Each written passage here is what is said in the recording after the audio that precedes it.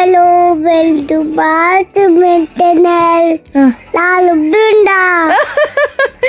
Hi hello welcome back to my channel. ನಾನು ಬೃಂದ. ಇವತ್ತು ನಮ್ಮ ಚಾನಲಲ್ಲಿ ಬಿರಿಯಾನಿ ಮಾಡ್ತಾಯಿದ್ದೀನಿ. ಸೊ ಸ್ಪೆಷಲಾಗಿ ಯಾರೆಲ್ಲ ಈಗ ಆಲ್ರೆಡಿ ನಮ್ಮ ಚಾನಲ್ನ ಸಬ್ಸ್ಕ್ರೈಬ್ ಮಾಡದೆ ನೋಡ್ತಾ ಇದ್ದೀರಾ, ಪ್ಲೀಸ್ ಹೋಗಿ ಒಂದು ಸಬ್ಸ್ಕ್ರೈಬ್ ಮಾಡಿ ಆಯಿತಾ. ಸಬ್ಸ್ಕ್ರೈಬು ಬನ್ನಿ. ಈಗ ಇವತ್ತು ತೇಜು ನಾಟಿ ಸ್ಟೈಲ್ ಬಿರಿಯಾನಿ ಮಾಡೋದು ಹೇಗೆ ಅಂತ ತೋರಿಸ್ತೀನಿ. ತುಂಬಾ ಸೂಪರ್ ಆಗಿರುತ್ತೆ.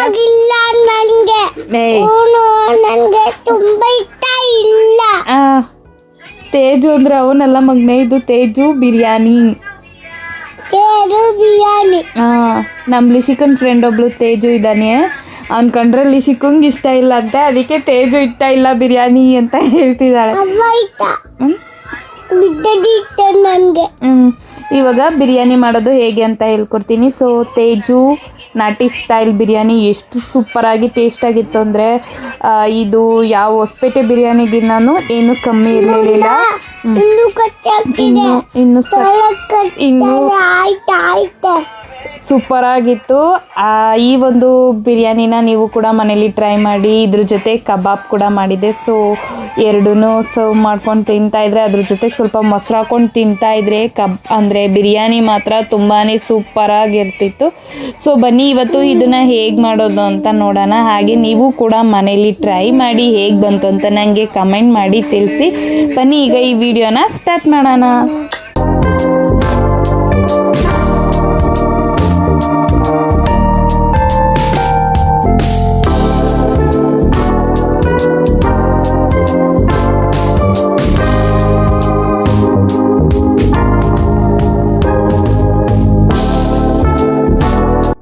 ಬನ್ನಿ ಈಗ ಬಿರಿಯಾನಿ ಮಾಡೋದು ಹೇಗೆ ಅಂತ ನೋಡೋಣ. ಸೊ ಸಿಂಪಲ್ ಆಗಿರುತ್ತೆ ನೋಡಿ. ಈಗ ನಾನು ಇದನ್ನೆಲ್ಲ ರುಬ್ಬಕ್ಕೆ ತಗೋತಾ ಇದ್ದೀನಿ. ಈಗ ಹಾಗೆ ನಾನು ಸ್ವಲ್ಪ ಇಲ್ಲಿ ಒಗ್ಗರಣೆಗೆ ಒಂದು 2 ಈರುಳ್ಳಿನ ಉದ್ದುದ್ದಕ್ಕೆ ಕಟ್ ಮಾಡ್ಕೊಂಡಿದ್ದೀನಿ. ಹಾಗೆ ಇಲ್ಲಿ ಸ್ವಲ್ಪ ರುಬ್ಬಕ್ಕೆ ಒಂದೆಸಳು ಬೆಳ್ಳುಳ್ಳಿ, ಹಾಗೆ 1-2 ಇಂಚು ಶುಂಠಿ, 1-2 ಇಂಚು ಚಕ್ಕೆ, 1-2 ಲವಂಗ, ಹಾಗೆ ಒಂದು 3 ಅಥವಾ 4 ಹಸಿರು ಮೆಣಸಿನ್ಕಾಯಿನ ತೊಗೊಂಡಿದ್ದೀನಿ, ಯಾಕೆಂದರೆ ಖಾರಕ್ಕೆ. ಸೊ ಈಗ ನಾನಿಲ್ಲಿ ಬಿರಿಯಾನಿಗೆ ಇಲ್ಲಿ ಆಲ್ರೆಡಿ ಎಣ್ಣೆನ ಹಾಕಿ, ಎಣ್ಣೆಗೆ ಸ್ವಲ್ಪ ಪಲಾವ್ ಸಾಮಾನ ಹಾಕಿದ್ದೀನಿ. ಪಲಾವ್ ಸಾಮಾನಲ್ಲಿ ಪಲಾವ್ ಎಲೆ, ಮರಾಠಿ ಮೊಗ್ಗು, ಹಾಗೆ 1 ಇಂಚು ಇದು ಚಕ್ಕೆ ಎಲ್ಲ ಇರುತ್ತೆ. ಆ ಒಂದು ಪಲಾವ್ ಸೆಟ್ ಇರುತ್ತಲ್ಲ, 10 ರುಪೀಸು 5 ರುಪೀಸ್ದು ಅದನ್ನು ಹಾಕಿದ್ದೀನಿ. ಹಾಗೆ ಇದಕ್ಕೆ 2 ಈರುಳ್ಳಿ ಏನು ತೊಗೊಂಡಿದ್ದೆ ಅದನ್ನು ಕೂಡ ಹಾಕ್ತಾಯಿದ್ದೀನಿ. ಸೊ ಬಿರಿಯಾನಿಯಲ್ಲಿ ಈರುಳ್ಳಿ ಮಧ್ಯ ಸಿಗ್ತಾಯಿದ್ರೆ ತುಂಬಾ ಚೆನ್ನಾಗಿರುತ್ತೆ. ಸೊ ಈರುಳ್ಳಿ ಸ್ವಲ್ಪ ಕೆಂಪಗಾಗೋವರೆಗೂ ಹುರಿದ್ರೆ ಸಾಕು. ಹಾಗೆ ಇದಕ್ಕೆ ಸ್ವಲ್ಪ ಸಾಲ್ಟ್ನ ಆ್ಯಡ್ ಮಾಡ್ತಾಯಿದ್ದೀನಿ. ಸೊ ಈ ಒಂದು ಬಿರಿಯಾನಿ ಯಾವ ಹೊಸಕೋಟೆ ಬಿರಿಯಾನಿ ಕೂಡ ಏನು ಮಾಡೋಕ್ಕಾಗಲ್ಲ, ಅಷ್ಟು ಸೂಪರಾಗಿರುತ್ತೆ. ನೀವು ಕೂಡ ಮನೇಲಿ ಟ್ರೈ ಮಾಡ್ಬೋದು. ನೋಡಿ ನಾನಿಲ್ಲಿ 1.5 kg ಏನೋ ಕೋಳಿ ತರಿಸಿದ್ದೆ. ಸೊ ಅದರಲ್ಲಿ ಸ್ವಲ್ಪ ಕಬಾಬು, ಹಾಗೆ ಸ್ವಲ್ಪ ಚಾಪ್ಸ್, ಹಾಗೆ ಸ್ವಲ್ಪ ಬಿರಿಯಾನಿ ಮಾಡ್ತಿದ್ದೀನಿ. ಸೊ ಬಿರಿಯಾನಿಲಿ ನಮ್ಮ ಮನೇಲಿ ಪೀಸ್ ಹಾಕಿದ್ರೆ ಯಾರೂ ಜಾಸ್ತಿ ತಿನ್ನಲ್ಲ. ಸೊ ಅದಕ್ಕೆ ಸ್ವಲ್ಪ ಪೀಸ್ ಹಾಕಿದ್ದೀನಿ, 1/4 kg ಆಗೋಷ್ಟು. ನಿಮಗೆ ಯಾವುದಾದ್ರೂ ಬೇಕಾದರೆ ನೀವು ಹಾಕೋಬೋದು. ನಾನು ಸ್ಪೆಸಿಫಿಕ್ ಆಗಿದೆ ಬಿರಿಯಾನಿಗೆ ಹಾಕುವಂಥ ಪೀಸ್ಗಳು. ಸ್ವಲ್ಪ ಮೂಳೆ ಇದ್ದರೆ ಅದು ಬಿರಿಯಾನಿ ತುಂಬಾ ಟೇಸ್ಟ್ ಬರುತ್ತೆ. ನೋಡಿ ಇಲ್ಲಿ 3 ಹಸಿಮೆಣಸಿನ್ಕಾಯಿ, ಹಾಗೆ ಸ್ವಲ್ಪ ಬೆಳ್ಳುಳ್ಳಿ, ಹಾಗೆ ಚಕ್ಕೆ, ಲವಂಗ, ಸ್ವಲ್ಪ ಶುಂಠಿನ ತೊಗೊಂಡು ಇದನ್ನು ನುಣ್ಣಗೆ ಪೇಸ್ಟ್ ಮಾಡ್ಕೊತಾ ಇದ್ದೀನಿ. ಸೊ ಇದನ್ನು ಕ್ಲೀನಾಗಿ ಪೇಸ್ಟ್ ಮಾಡಿಕೊಂಡು, ಈ ಒಂದು ಖಾರ ನಿಮಗೆ ಎಷ್ಟು ಬೇಕು ನೋಡಿಕೊಂಡು ನೀವು ಖಾರ ಹಾಕ್ಕೊಬೋದು. ಸೊ ಖಾರ ನಿಮಗೆ ಎಕ್ಸ್ಟ್ರಾ ಬೇಕು ಅಂದರೆ ನೀವು ಹಾಕ್ಕೊಬೋದು. ನಮ್ಮ ಮನೆ ಮಕ್ಕಳಿರೋದ್ರಿಂದ ಖಾರ ಕಡಿಮೆ ಹಾಕಿದ್ದೀನಿ. ನೋಡಿ ಈ ಥರ ಫುಲ್ ಫೈನ್ ಪೇಸ್ಟ್ ಮಾಡ್ಕೊಬೇಕು. ಆ ಪೇಸ್ಟ್ನ ನಾನೀಗಿಲ್ಲಿ ಆ್ಯಡ್ ಮಾಡ್ತಾಯಿದ್ದೀನಿ. ಸೊ ತುಂಬಾ ಚೆನ್ನಾಗಿರುತ್ತೆ ಈ ಒಂದು ಬಿರಿಯಾನಿ. ನೀವು ಕೂಡ ಮನೇಲಿ ಟ್ರೈ ಮಾಡ್ಬೋದು. ಅಲ್ಲಿ ಇಲ್ಲಿ ಹೋಗಿ ಬಿರಿಯಾನಿ ತಿನ್ನೋದಕ್ಕಿಂತ ಅದೆಲ್ಲ ಹೈಜಿನಿಕ್ ಆಗಿರಲ್ಲ. ಸೊ ಮನೇಲಿ ನೀವು ಕೂಡ ಟ್ರೈ ಮಾಡಿದ್ರೆ ಮನೆ ಮಂದಿ ಎಲ್ಲ ಆರೋಗ್ಯಕರವಾಗಿ ತುಂಬ ರುಚಿಯಾಗಿ ಬಿರಿಯಾನಿನ ತಿನ್ಬೋದು. ನೋಡಿ ಈಗ ಏನು ಗ್ರೀನ್ ಪೇಸ್ಟ್ ಮಾಡ್ಕೊಂಡಿದ್ದೆ ಅದನ್ನು ಹಾಕಿ ಸ್ವಲ್ಪ ಹಸಿ ವಾಸನೆ ಹೋಗೋವರೆಗೂ ಫ್ರೈ ಮಾಡ್ಕೊತಾ ಇದ್ದೀನಿ. ಸೊ ಫ್ರೈ ಮಾಡೋದ್ರಿಂದ ತುಂಬಾ ಟೇಸ್ಟ್ ಎನ್ಹ್ಯಾನ್ಸ್ ಆಗುತ್ತೆ. ಹಾಗೆ ಇಲ್ಲಿ ಈ ಚಿಕನ್ನ ಹುರಿಬೇಕಾದ್ರೆ ಸ್ವಲ್ಪ ಸಾಲ್ಟ್ನ ಆ್ಯಡ್ ಮಾಡಿದ್ದೀನಿ, ಇಲ್ಲಾಂದರೆ ಚಿಕನ್ಗೆ ಉಪ್ಪು ಹಿಡಿಯಲ್ಲ, ಆಮೇಲೆ ಚೆನ್ನಾಗಿ ಬರಲ್ಲ. ಸೊ ಹಾಗಾಗಿ ಸ್ವಲ್ಪ ಸಾಲ್ಟ್ನ ಆ್ಯಡ್ ಮಾಡಿದ್ದೀನಿ. ಅದು ಸ್ಕಿಪ್ ಆಗಿಬಿಟ್ಟಿದೆ ವಿಡಿಯೋದಲ್ಲಿ. ನೋಡಿ ಕ್ಲೀನಾಗಿ ಈ ಥರ ಫ್ರೈ ಮಾಡ್ಕೊಬೇಕು, ಅಂದರೆ ಹಸಿ ವಾಸನೆ ಹೋದರೆ ಸಾಕಾಗುತ್ತೆ. ನೋಡಿ ಈಗ ಇದು ಕ್ಲೀನಾಗಿ ಹಸಿ ವಾಸನೆ ಎಲ್ಲ ಹೋಗಿದೆ. ಈಗ ಇದಕ್ಕೆ ತೇಜು ನಾಟಿ ಸ್ಟೈಲ್ ದೊನ್ನೆ ಬಿರಿಯಾನಿ ಮಸಾಲಾನ ಹಾಕ್ತಾಯಿದ್ದೀನಿ. ಈಗ ಈ ದೊನ್ನೆ ಬಿರಿಯಾನಿ ಮಸಾಲಾನ ಆ್ಯಡ್ ಮಾಡ್ತೀನಿ. ಸೊ ಈ ಒಂದು ದೊನ್ನೆ ಬಿರಿಯಾನಿ ಮಸಾಲಾನೇ ತುಂಬ ಚೆನ್ನಾಗಿರೋದು. ಸೊ ಈಗೀಗ ತೇಜು ಅವರು ಬಿಟ್ಬಿಟ್ಟಿದ್ದಾರೆ ಈ ಒಂದು ಪೌಡರ್ನ. ತೇಜು ಕಂಪ್ನಿಯವರು. ನೋಡಿ ಎಷ್ಟು ಗ್ರೀನಿಶ್ ಆಗಿದೆ. ನಮಗೆ ಬಿರಿಯಾನಿ ಗ್ರೀನಾಗಿ ಬರ್ತಾಯಿಲ್ಲ ಅನ್ನೋ ಕಮೆಂಟ್ಸ್ ಹಾಕೋ ಹಾಗೆ ಇಲ್ಲ. ಸೊ ಈ ಒಂದು ಬಿರಿಯಾನಿನ ಈ ಪೌಡರ್ ಹಾಕಿ ನೀವು ಕೂಡ ಮನೇಲೇ ಮಾಡಿ ಎಷ್ಟು ಚೆನ್ನಾಗಿರುತ್ತೆ ಅಂದರೆ, ನಾನು 2 ಪೌಡರ್ನ ಯೂಸ್ ಮಾಡಿದ್ದೀನಿ ದೊನ್ನೆ ಬಿರಿಯಾನಿಗೆ. ಸೊ ಇದೊಂದು ತೇಜು ಕಂಪ್ನಿದೊಂದು ದೊನ್ನೆ ಬಿರಿಯಾನಿ ಯೂಸ್ ಮಾಡ್ತೀನಿ. ಸೊ ಕಬಾಬ್ ಕೂಡ ನಾವು ತೇಜು ಕಬಾಬೇ ಮಾಡೋದು. ತೇಜು ಕಬಾಬ್ ಪೌಡರ್ ತುಂಬಾ ಚೆನ್ನಾಗಿರುತ್ತೆ, ಸಖತ್ತಾಗಿರುತ್ತೆ. ಯಾವ ರೆಸ್ಟೋರೆಂಟು ಕೂಡ ಏನು ಮಾಡೋಕ್ಕಾಗಲ್ಲ ಅದ್ರ ಮುಂದೆ. ಸೊ ತುಂಬ ಚೆನ್ನಾಗಿರುತ್ತೆ.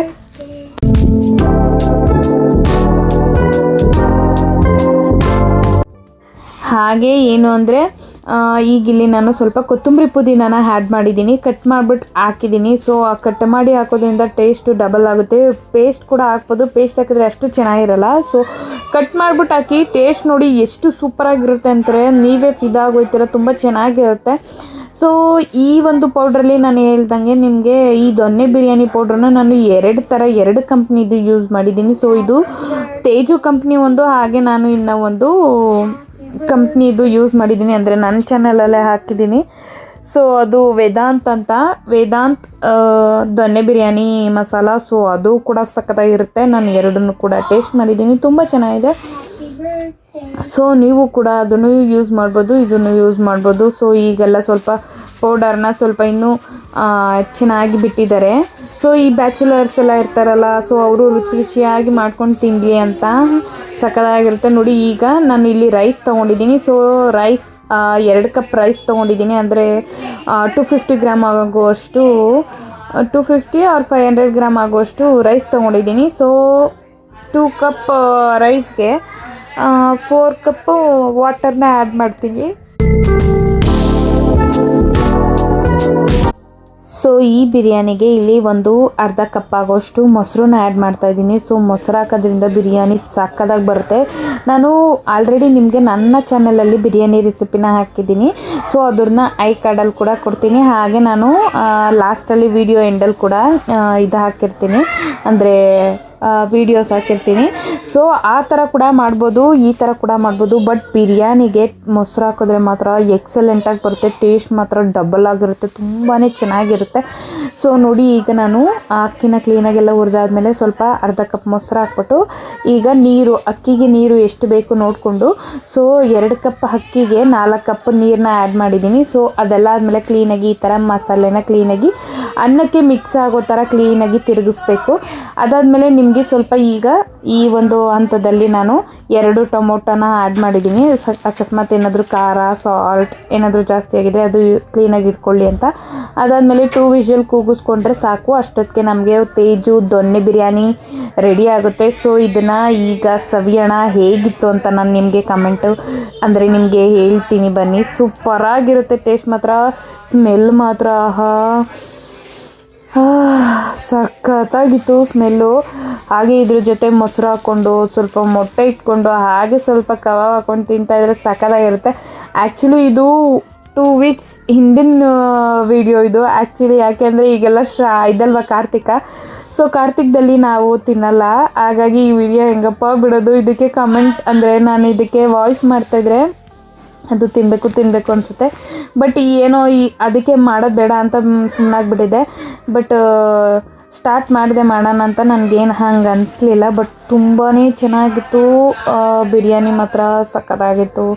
ನೀವು ಕೂಡ ಇದನ್ನು ಮನೇಲಿ ಟ್ರೈ ಮಾಡಿ. ಯಾರೆಲ್ಲ ಕಾರ್ತಿಕದಲ್ಲಿ ನೀವು ಕೂಡ ನಾನ್ ವೆಜ್ ತಿನ್ನಲ್ಲ ನನಗೆ ಕಮೆಂಟ್ ಆಗಿ. ಎಷ್ಟು ಬೋರಿಂಗ್ ಅಲ್ವಾ ಕಾರ್ತಿಕ, ಸ್ವಲ್ಪ ಬೇಜಾರಾಗುತ್ತೆ, ಬಟ್ ಏನು ಮಾಡೋಕ್ಕಾಗಲ್ಲ. ಸೊ ನಾವು ನೋಡ್ಸ್ಕೊಂಬಂದಿರೋ ಹಾದಿನೇ ಅದು. ಆಮೇಲೆ ಈ ಶಿವನ್ ಮಕ್ಕಳು ಯಾರ್ಯಾರು ಇರ್ತಾರೆ ಅವರೆಲ್ಲ ಐ ಥಿಂಕ್ ಕಾರ್ತಿಕದಲ್ಲಿ ತಿನ್ನಲ್ಲ ಅನಿಸುತ್ತೆ, ನಾನು ಅಂದ್ಕೊಂಡಿದ್ದೀನಿ. ನೋಡಿ ಈ ಥರ ಬಂದಿತ್ತು ಬಿರಿಯಾನಿ, ಫುಲ್ಲು ಗ್ರೀನಿಶ್ ಆಗಿ, ಹಾಗೆ ಒಂದು ಮೊಟ್ಟೆ, ಹಾಗೆ ಸ್ವಲ್ಪ ಕಬಾಬ್ ಹಾಕೊಂಡು ನೆಂಚ್ಕೊಂಡು ತಿಂತಾಯಿದ್ರೆ ಹೆಂಗಿತ್ತು ಅಂದರೆ ಸ್ವರ್ಗನೇ ಮುಂದೆ ಬಂದು ಹೋಗೋದಂಗಿತ್ತು. ಹಾಗೆ ಈ ಹೊಸಕೋಟೆಲೆಲ್ಲ ತಿಂತಾರಲ್ಲ ಬಿರಿಯಾನಿ, ಇದ್ರ ಮುಂದೆ ಅದೆಲ್ಲ ಏನೇನೂ ಇಲ್ಲ. ಸೊ ಇದು ನಾವು ಹೈಜಿನಿಕ್ ಆಗಿ ತುಂಬ ಪ್ರೀತಿಯಿಂದ ಮಾಡಿರ್ತೀವಿ. ಸೊ ಅಡುಗೆ ಮಾಡಬೇಕಾದ್ರೆ ಲವಿಂದ ಕುಕ್ ಮಾಡಿ ಸುಮಾರಾಗಿರೋ ಅಡುಗೆ ಕೂಡ ಸೂಪರಾಗಿ ಬೊಂಬಾಟಾಗಿ ತಯಾರಾಗುತ್ತೆ. ಸೊ ನೀವು ಕೂಡ ಮನೇಲಿ ಟ್ರೈ ಮಾಡಿ, ಹೇಗೆ ಬಂತು ಅಂತ ನನಗೆ ಕಮೆಂಟ್ ಮಾಡಿ.